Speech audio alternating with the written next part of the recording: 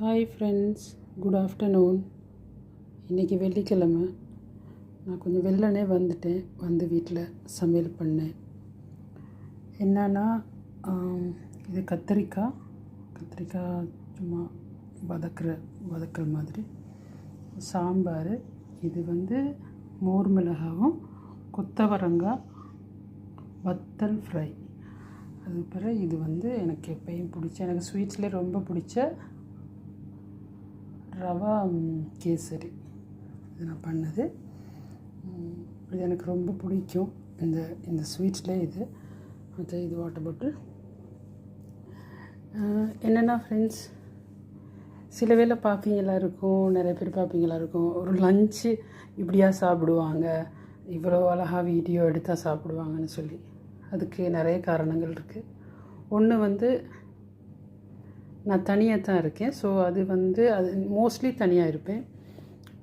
Lunch எடுக்கிற நேரங்களில் தனியாக இருப்பேன். அப்போ எனக்கு டிஸ்டர்பன்ஸ் இல்லை, நிறைய பேர் குக் பண்ணி எடுத்து வைக்கணும் அப்படியெல்லாம் இல்லை. அதனால டைம் இருக்குது இப்படி அரேஞ்ச் பண்ணி சாப்பிட்றதுக்கு. ரெண்டாவது முக்கியமான ரீசன், நான் சின்ன வயசுலேருந்தே நான் இப்படி தான். எனக்கு விஷயங்கள் ரொம்ப நீட்டாக இருந்தால் எனக்கு ரொம்ப பிடிக்கும். என்னுடைய வீடும் சரி, என்னுடைய ஆஃபீஸ் ரூமும் சரி, என்னுடைய கபர்டும் சரி, எல்லாமே நான் ரொம்ப நீட்டாக வச்சுக்கொள்ளுவேன். சின்ன வயசுலேருந்தே நான் அப்படி தான். அழகழகான க்யூட்டான திங்ஸ் வாங்கி அதுகளை செட் பண்ணுறது, இயன்ற அளவு நீட்டாக இருக்க எனக்கு பிடிக்கும். நான் அப்படி தான் இருப்பேன். ஸோ நிறைய திங்ஸ் எல்லாம் வேஸ்ட் பண்ண மாட்டேன்.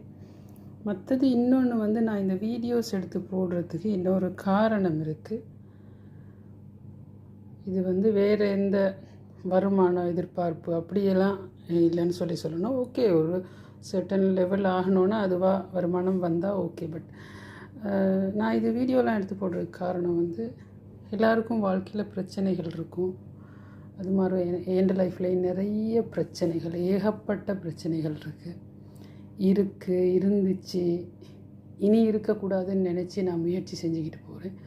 ஸோ ஒரு சில விஷயங்களை பிரச்சனைகளாக நினச்சி மறக்கிறதுக்கு ஒரு என்டர்டெயின்மெண்ட்டாக, ஒரு டைம் பாஸாக இதை பண்ணுவேன். நான் ரொம்ப டிப்ரெஷனாக இருக்க நேரம் ஏதாவது ஒரு வீடியோ எடுத்து போடுவேன் அப்படி.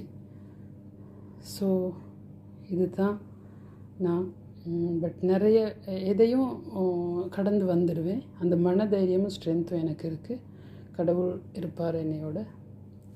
தொழில்லையும் சரி, பர்சனல் லைஃப்லேயும் சரி, பிரச்சனைகளை ஃபேஸ் பண்ணிக்கிட்டு தான் இருக்கேன்.